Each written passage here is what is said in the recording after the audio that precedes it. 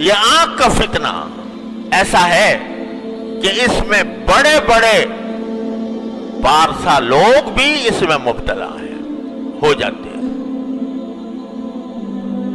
ہر ایک شخص اپنے گریبان میں منہ ڈال کے دیکھ لے کہ میں آنکھ کا صحیح استعمال کر رہا ہوں، برا غلط کر رہا ہوں، تو نظر آئے گا کہ پتہ نہیں کس طرح، خاص طور سے جو آج کل یہ اسمارٹ فون کا سلسلہ شروع ہو گیا ہے، تو اس نے بے حیائی اور آنکھ کے غلط استعمال کا دروازہ چوپٹ کھول دیا۔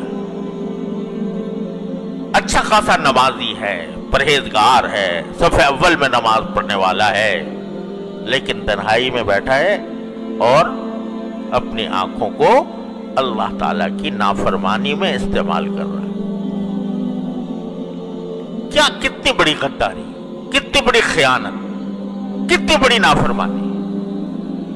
تو اسی لیے میں یاد کرتا ہوں کہ جس شخص کو یہ بھروسہ نہ ہو کہ وہ اپنے آپ کو محفوظ رکھ سکے گا اس فتنے سے، اس کے لیے ایسا فون استعمال کرنا جائز نہیں، جس کو یہ بھروسہ نہ ہو۔ اگر بھروسہ ہے تو بعض اوقات اس سے اچھے کام بھی لیے جا سکتے ہیں، لیکن پاؤں پھسلنے کا ہر وقت خطرہ، نگاہ کے پھسلنے کا ہر وقت خطرہ۔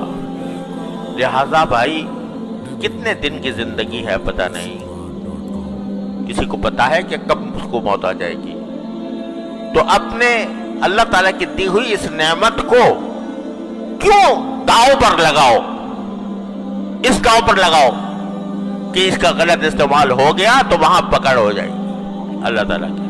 فاروق اعظم جیسا انسان جس کی تقوی و طہارت کی قسم دنیا کھاتی ہے، وہ جب یہ کہتا ہے کہ مجھے برابر سرابر چھوڑ جاؤں تو غنیمت ہے، تو ہم شما جو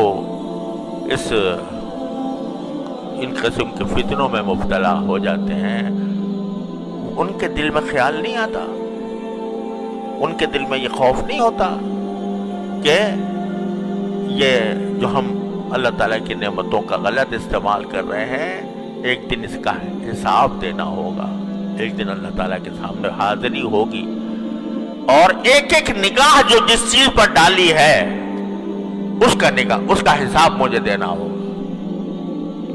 تو اللہ تبارک و تعالیٰ اپنے فضل کا، اور بھائی دیکھو یہی وہ چیز ہے کہ جو انسان سے محنت، مشقت اور اپنے نفس پر زبردستی چاہتی ہے، زبردستی۔ بہت عرصے تک میں بیان کرتا رہا ہوں، یا ایھا الذین آمنوا اتقوا اللہ وجاہدوا فی سبیلہ، کہ تقوی کا راستہ یہ ہے کہ اللہ کے راستے میں محنت کرو۔ کیا محنت کرو؟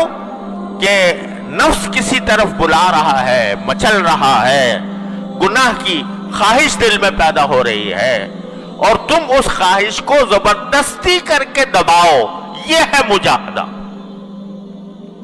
اور اس مجاہدے کے ثمرات یہ ہوتے ہیں، حضرت تھانوی رحمۃ اللہ فرماتے ہیں کہ جتنا انسان اپنے نفس کو، نفسانی خواہشات کو روکتا ہے اللہ کے لیے، اتنا ہی اللہ تعالیٰ سے قرب بڑھتا ہے۔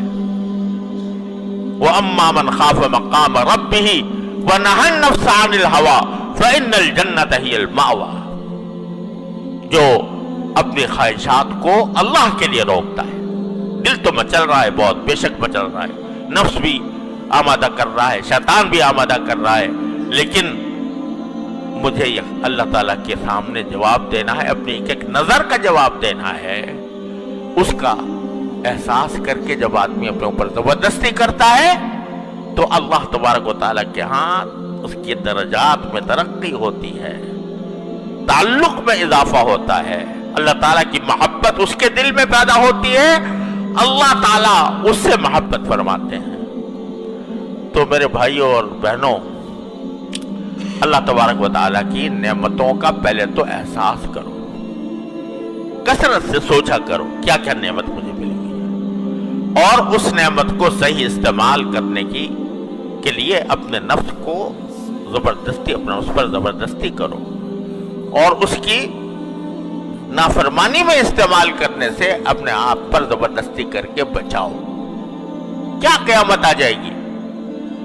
ایک تو تنہائی کے اندر بیٹھے ہوئے دیکھ رہے ہو کچھ، اگر فرض کرو سمجھو کہ اس وقت تمہارا کوئی باپ آ جائے، تمہاری ماں آ جائے، تمہاری بہن آ جائے، تمہاری استاد آ جائے، کیا پھر بھی تمہارا دل مچلتا رہے گا؟ کیا پھر بھی وہ خواہش جو دل کی ہے وہ اسی درجے میں برقرار رہے گی؟ فوراً بند کر دو گے۔ اب کیسے بند کر دیا بھائی؟ یہ کہتے ہو کہ ہمیں اپنے نفس پر اختیار نہیں، ہم بے اختیار ہو جاتے ہیں، ہم جو ہیں مچل جاتا ہے دل، اور ہم اپنے تقاضے کو دبا نہیں سکتے، مجبور ہیں اس کے آگے۔ ارے اب کہاں گئی مجبوری؟ جب تمہارا باپ آ گیا، تمہاری ماں آ گئی، تمہارا استاد آ گیا، تمہارا شیخ آ گیا، پھر کیا کرو گے؟ پھر بھی دیکھتے رہو گے؟ بند کرو گے کہ نہیں؟ کیوں کرو گے؟ اس واسطے کہ طاقت تھی تمہارے اندر بند کرنے کی، اختیار تھا تمہارے اندر بند کرنے کا، احساس ہو گیا کہ میں بدنام ہو جاؤں گا، احساس ہو گیا کہ مجھے سزا ملے گی۔ ارے وہ جو ہر وقت تمہیں دیکھ رہا ہے اس کی پرواہ نہیں، اور اگر اس کی پرواہ ہے تو پھر اسی طرح بند کرو جیسا کہ اپنے باپ، بھائی، استاد اور بڑے کے سامنے بند کرتے ہیں۔ تو اپنے نفس پر یہ زبردستی کرنی ہوگی، اور اسی زبردستی کے ذریعے تم اللہ تعالیٰ تک پہنچو گے۔ یا ایھا الذین آمنوا اتقوا اللہ وجاہدوا فی سبیلہ لعلکم تفلحون۔ فلاح اسی طرح حاصل ہوگی جب اپنے اوپر زبردستی کرو گے، اللہ تعالیٰ کے احکام کی اطاعت کر کے بھی